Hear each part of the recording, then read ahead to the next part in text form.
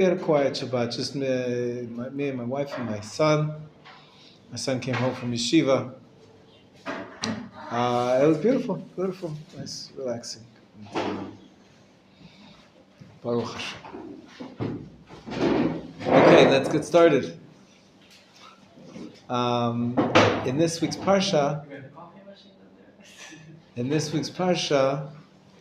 we had about the building the Mishkan. The parsha mentioned 7 times the phrase, each man with his brother, or a woman with her sister. What brothers and sisters are mentioned in the parsha? I don't know if you noticed it in translation, but the Hebrew says ish el achiv and isha el achota. 7 times in Parashat Teruma, the one we just read yesterday. A man to his brother and a woman to his sister. Any brothers and sisters being mentioned? What did we build in this week's parsha? The Mishkan, building the Mishkan. So what brothers and sisters are talking about? So the people. So many different elements. No, it doesn't talk about the people. It talks about the elements of the Mishkan itself, the furniture, the building. Was put together by different sections and different elements that were joined together. And each time the Torah uses this expression of a man and his brother and a woman and her sister. Very curious. They're obviously metaphors. We're not talking about any brothers and sisters. We're talking about different elements of the kruvim, like Shushan said, like the coverings, had different segments to them that had to be joined together with clasps. The clasps are considered a woman and her sister, and also the beams of the Mishkan themselves were joined to each other, and it's a little curious why the Torah keeps referring to this man and his brother, woman and his sister, and then even the vessels themselves, which were supposed to be made from gold and silver. The menorah had to be made from one chunk of gold. Many times the idea of having the Mishkan be as one, there was an inner pole which connected all the different beams of the Mishkan so that they wouldn't fall apart. Many times we have this theme. And the question is, what is the Torah trying to hint to us? And I believe that the Torah is hinting to us to the problem we had in the book of Bereshit. The problem we had amongst the tribes of Israel. The brothers, and they're fighting with each other. They were trying to tear apart and not include Yosef in the tribes. And building the holiness, right? The tabernacle, the Mishkan is the holy structure where God is supposed to dwell. Perhaps there's a hint here that we need to have unity. We need to have love between the brothers and the sisters, and the constructing of the Mishkan is a unifying project, something that we have to bring everything together. And if we want Hashem to dwell within us, we have to be together. Primarily, and more directly, we have the metaphor, surprising metaphor of the kruvim. The kruvim were on top of the Aron Kodesh, and it's surprising for a number of reasons. Number one is we're told just last week's parsha, don't make any graven images. Don't have any images. Be careful on Mount Sinai. You didn't see any images. book of Dvarim, it comes out even more clearly. Don't make any images. And it's in the Ten Commandments. Images of gold or silver. And what do? We're commanded to make a mishkan with golden kruvim. What are kruvim? It's hard to translate. What's a kruv? An angel, says Gabriel. What says it? What? A cabbage, right? A malach, some kind of an angel. I always think that you have many species, right? You have the malachim, the cherubim, the seraphim, and the cherubim is one of these There's heavenly beings. Different names we have for different, perhaps, types of angels. Very interesting, right? The book of Yechezkel describes the different angels. We say them in our prayers, of course, every day. Ofanim, Chayot HaKodesh. And the Talmud, based on a contradiction between the vision of Yechezkel, of the chariot, where he saw some kind of a vision, and this chariot had four sides to it, like a cube, has four sides. This chariot went in four directions simultaneously, but it had a head in each direction. One head was the head of a lion, right? They had one body, but then there were four heads.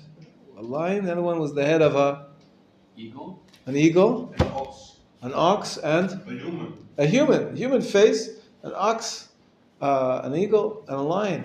And then in another description, I think later on in the same prophet, in Yechezkel, instead of having the ox, there's the face of a kruv. Kruv. So what's kruv? There used to be a doll, a cabbage patch doll. They made a doll that looked somehow. They called it cabbage patch. It looked like a cabbage, or it was made out of cabbage. But so the sages said, well, you know what? A kruv must be like the human face. The only difference is that one of them is an adult face, and one is a baby face.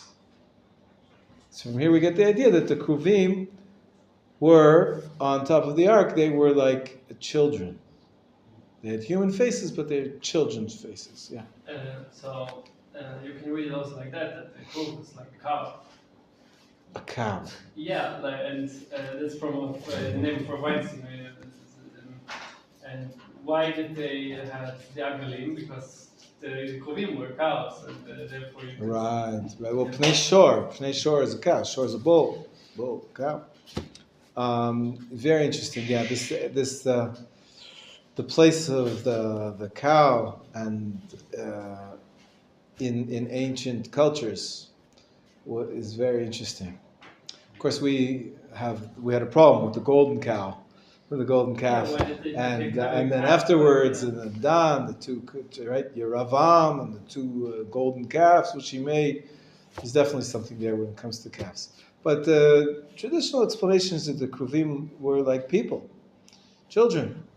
As a matter of fact, the Talmud says, and it's very curious, if God wanted us to have, why do we have to have any statue at all? If we're we're not allowed to worship idols, why does he have a statue? Not only that, why is there two? Why two? Just have one. Makes more sense. So the two is, I guess, the topic of our class, right? By definition, when you have two, you have, really we're not referring, where does godliness devolve? It doesn't devolve on a single individual.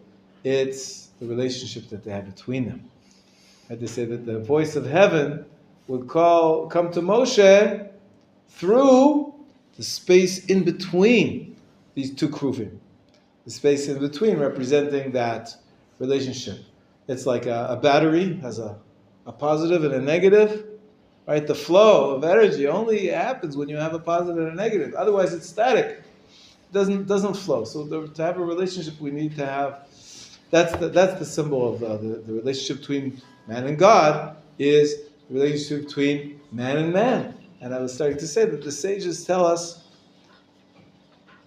Obviously, you've heard this before, but those kruvim, they changed.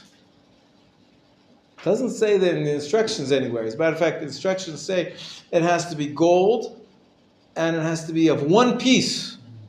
These structures, these cherub, we call them cherubs, these sort of angelic, baby-faced, with wings, so they're like, it's like angels. These baby-faced statues had to be built into the cover of the Aron Kodesh. It was of one slab, one piece of gold. So when I think of that, I clearly think that there's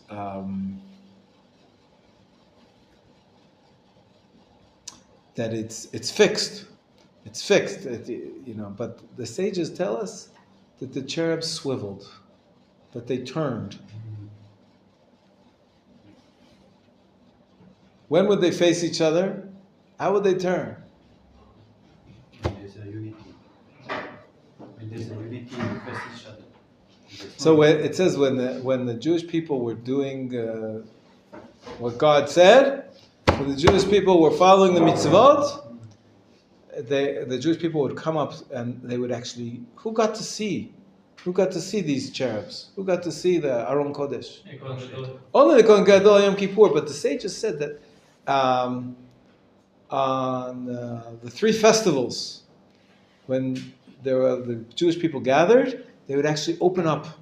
They would open up the curtain so that nobody would be able to be entered, but everybody could see in. You could see in, and then they would see that the cherubs were facing each other, and that was a sign of that there was good relations, face to face between God. It was a symbol of the relationship between God and the Jewish people.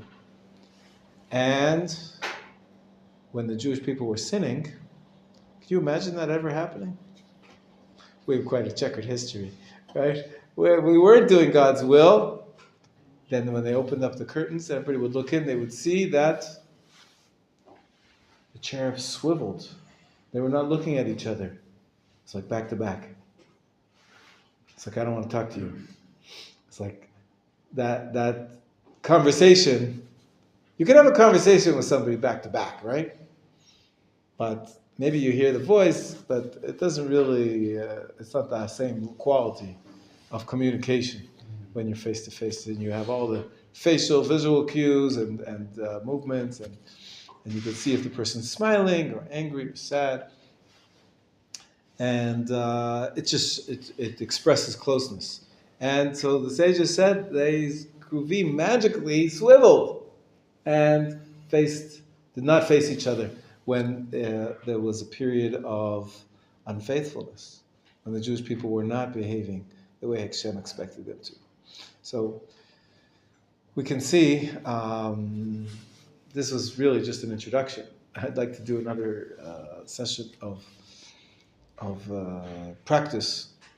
What we started last week, if you remember, some of you were not here. David, I don't think you were here last week. Oh, yeah. Oh, okay. So it's very important for you, this class, even more than the others. But it's something that you have to keep practicing. But first of all, to conclude our introduction from the Parsha, the centrality of having a relationship with brothers, between the Jewish people, having unity, and more specifically, the relationship between husband and wife is perhaps the metaphor which the sages were looking for, of having a couple facing each other and having a good relationship is when we are. That's when you can hear the voice of God clearest. So there's also communication there, communication of different levels, being used as our connection between us and HaKadosh Baruch Hu. You got to have that flow going. We got to have the positive and negative. We got to have the two people with the communication between them. So we're going to practice. Getting back to our what we started last week, we're going to practice good communication. And we started to speak about a few elements of good communication. I put them on the board for us to review. We talked about active listening, which you can use your own words. You can use, you can also use facial expressions. But when someone's speaking, you should be actively listening, not just passive. But you give them little cues. You give them little messages that you're listening to them, that you understand, or you're hearing what they're saying. Sometimes it's just these little things. Sometimes writing down is another form of active listening. You're listening to it, but you're doing it actively. I could see, probably he's not writing a note to his friend. Maybe he's writing his laundry list. I don't know, or to-do list. But hopefully he's writing notes. That's another form of active listening. So I'm paying attention to what you're saying. I want to take notes. Sometimes you should explain why you're taking notes, but active listening is stage one. It's just simple cues of I hear, I see. I wouldn't get into anything too deep like I understand, because then maybe you don't understand yet. But that I'm hearing you, that I'm listening to you, that's the first step. Okay, 2 comments, please. You write like I see. Yeah. Sometimes people. I hear you. Yes, I'm doing it right now. I'm understanding. Yeah, listening to your question. Go ahead. Go ahead. That's another cue, right? Just go ahead. And you tell a story and they just say like to try to explain. Sometimes it can be annoying. Is that your question? Yes, or they don't really listen, but they want to, like, they show they listen, but actually they don't listen. Like, I need to say. Yes, it's true. It could be. You could do it automatically, for sure. Yeah. You hear? That's another. I'm saying, yeah. So it can be. I'm on my phone. I'm just saying, as to fool you that I'm listening, but really I'm not listening, right? So obviously that's a bad idea. The idea is to do it genuinely. If you do it genuinely, why do people do that? Because it shows that you're listening. Obviously, they're trying to fool you that you're not. They're not actually listening. But also, eye contact is very important, right? If you actually are listening, if you're doing something else on your phone, or looking somewhere else, or it can be obviously distracting, and you can use those cues to fool someone, but that's not the point.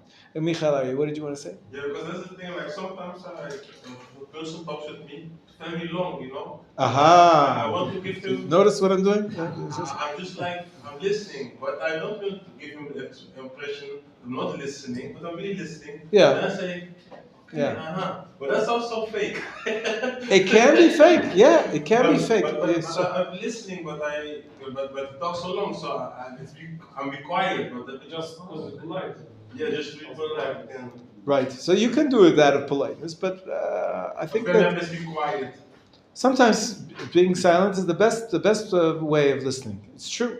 But even if you want to be silent, nodding your head, right. Yes, you can give some kind of indication that you're like. Sometimes I ask for feedback. Did you hear what I said? All right. I ask in the middle of class, right? Sometimes I'm talking. I want to know, is anybody listening? Everybody's sitting there, I don't even know. Sometimes you ask questions that I could tell, right? Or sometimes you nod, sometimes I can see from the eye contact, right? David doesn't like to look at me. I don't know why. David looks staring into space. Okay, but say that it's inconvenient. The neck, you have to turn your neck here. I know the way that we sit in this long, elongated classroom. I don't want anybody to get hurt. That's why I have this chair on wheels. You see, that's easier for you, right? Okay, good. I see you're nodding your head as well. Very good. Okay, says very good. Okay, right. So you don't want to be fake. It's true. Good point. You wanted to say something, Gabriel? I learned once there's 3 ways people connect with someone when they're talking. Mm-hmm. Some people look in the eyes, some people just look somewhere else and listen. Mm-hmm. And others like to touch. Like I had a friend who touched me every time we talked. Machon. So it's different ways. That's right. You heard what he said? Yes. Sometimes effective communicators that touch you. Let's make that contact. Make sure. In some communities, Keep your distance. Why are you touching me? You know. Yeah, you are not. Right? Sometimes, not just because you're not asleep, but people have personal space. You have to respect that. Every culture is very different. Some people come up very close to you and talk to you like this, and me personally, this is too close. You feel a lot more uncomfortable, right? So, but Corona, right, taught everybody to keep your distance. But it really depends on the culture and with the standards. I don't think there's a right and wrong. The point is that there should be good communication. There should be, listening. And sometimes you have to compensate. If you don't have the closeness because of Corona, for example, you have to be more careful to use the other cues. Yes, or nodding, or visual, or eye contact. Because when you're close, maybe you could just touch them. Or you can,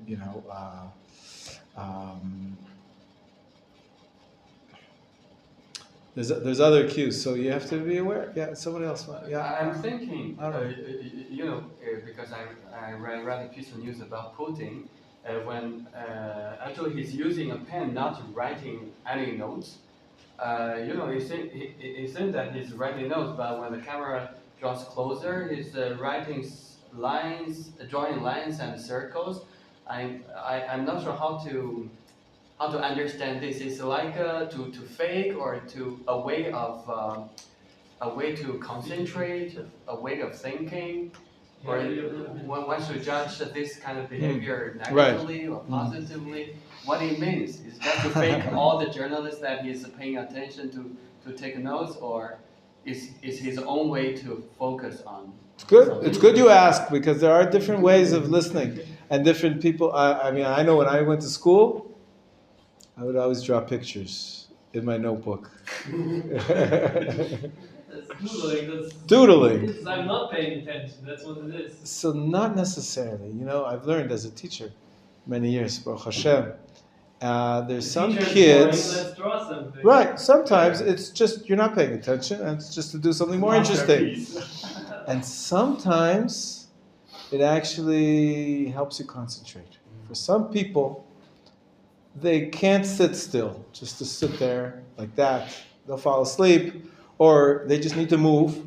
And one way to move in a way which will not take away their concentration is it keeps them active. They keep their brain listening better by moving their hands, just drawing a picture. They're not thinking about the picture. Sometimes afterwards they'll look at it and say, "Wow, this is a star. This is beautiful." They weren't thinking about what they're drawing. They were just actually trying to listen. And the working with their hands, for some people, there's different brains work in different ways. Some people are actually translating what they're feeling into their art. I agree that in most times it's a sign of boredom, or I'm not interested. But it's hard to make general rules. I'd be careful about that because, like you said, I don't think Putin was not paying attention. I think probably he was doodling. Doodling in many ways is just a way to keep your hands active. He's a man that likes to be active, perhaps. Leave that to the professionals, but it doesn't always mean that you're not paying attention. Yeah. Because I can remember when I was in the Netherlands, when I was going to school, I was in this kind of organization, but they had something like for children with problems with behavior or with learning. Then after school they go to a place with other children and you do some practice. And the people, they give you a lot of attention, they talk with you. But I remember when the teacher was talking with me, but how's going, Michael? What you doing now? How's going with Matt? And then I see she's just drawing pictures on a notebook, But I don't know if she was bored or maybe it's her thing for concentrating. Maybe she was bored, right? How did you feel? I was like, you gave me a reason not to come anymore because I didn't like her to come there. You didn't like it, right? But she was nice, but. You have to be aware. Nowadays with the phones, it's a big problem. They say that if you want to have a good conversation, a good meeting, even in business, right? Israel knows more than anybody. When you go out even if you go out with friends, first thing you do, people are learning to do it. Everybody puts their phones in the middle of the table. Even better, you turn it off and put it away. And then you don't, in the middle of, you're talking to me, I was in, middle of class, I was just looking at something. You're either here or you're not there. You're dividing your attention.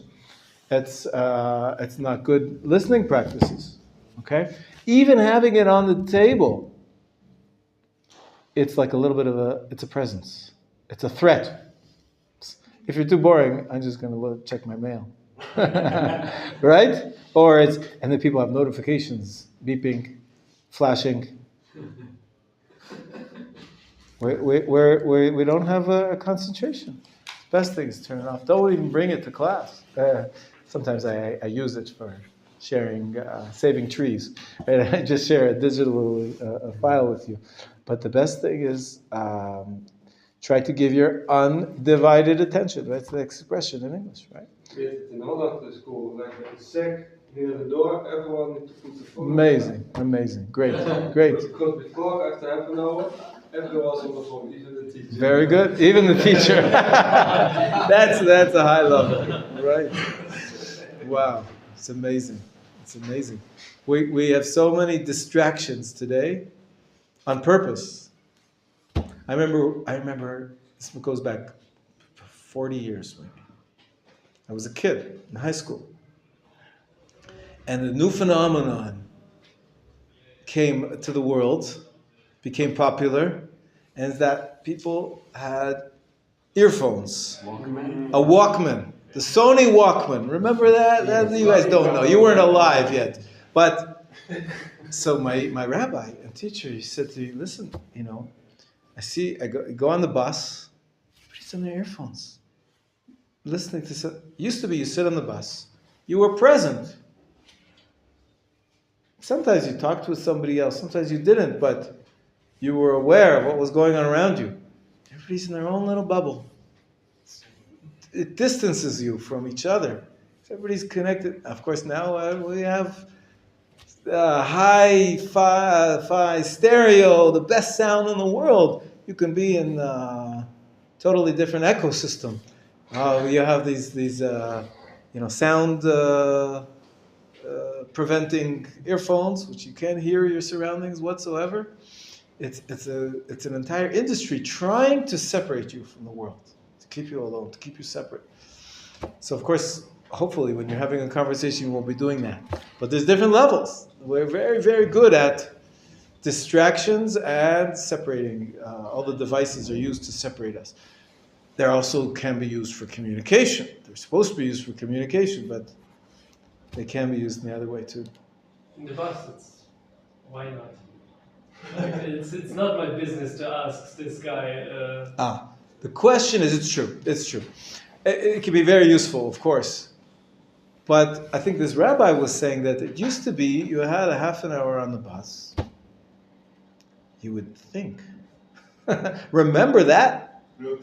Thinking. I'm not listening to a shir, and I'm not listening to music, and I'm not entertaining myself. You think, you ponder, you review how you're feeling. You're connected. There's a whole industry called mindfulness, just to be aware of yourself, to be in the present, not trying to escape into a concert, whether it be classical music or a rock concert. It doesn't matter. You're not in the present. You're always, and even if you're listening to a shir, even if you're listening to a podcast, you're listening to some good. You're gaining information, but it's not with yourself. It's not time alone with your own thoughts, and that's something to consider. But getting back to our topic, because we only have very few minutes, I want to review, and I think we're going to have to practice the next day. But the first thing we talked about up till now is only number one. Number one, active listening.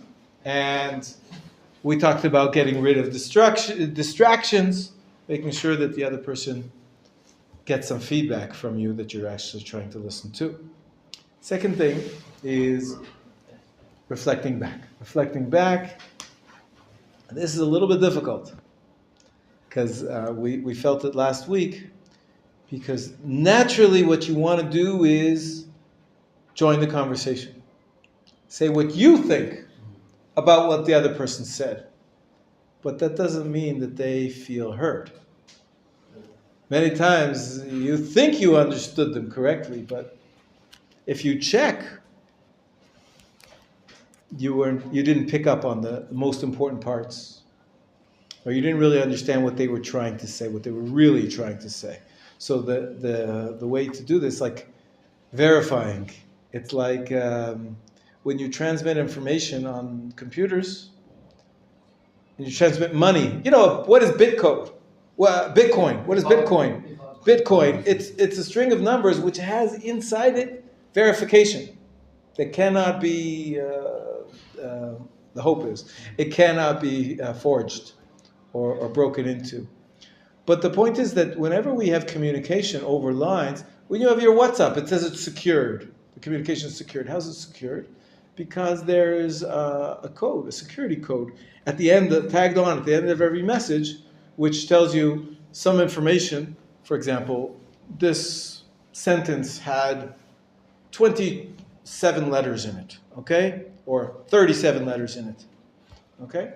And then when it gets transmitted over the wires or whatever, over the airwaves, and then it gets reconstructed again based from the bits and bytes, how do you know it was correct?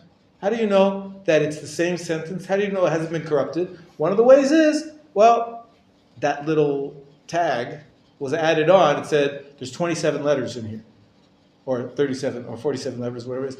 And then it checks. If it's not the same number going in as it is going out, we know that something didn't transfer properly. It's a feedback, it's a loop, which just to verify that the message got across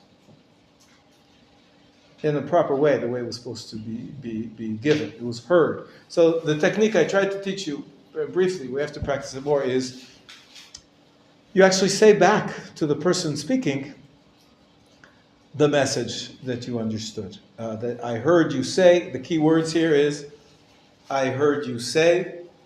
This is actually a formula that you should use. It's not I understood from you. You don't summarize.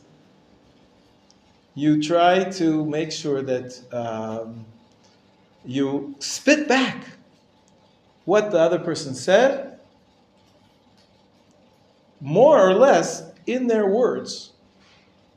Because if you change it up, then maybe you misunderstood. Maybe you're giving it your interpretation. Maybe you're giving it, you're really just thinking about yourself all the time. You didn't hear what I was saying. So that's method number 2, is the reflecting back. It's like a mirror. It's like holding up a mirror in front of the person. The mirror, you are supposed to turn yourself into a mirror. A mirror reflects back only what the beams of light which it saw. Now, of course, there could be a dirty mirror. You don't see a proper picture. You could have a colored mirror. Everything looks red. But wait, I'm not red. The mirror was colored. That's not good.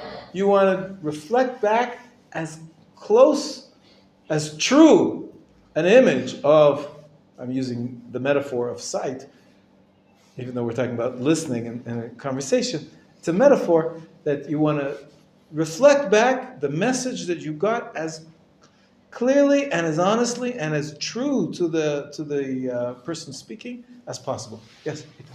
What if you're in a conversation with someone and you have to go and you give like signs to him and you have to go and you say something but he's still talking. What's your answer?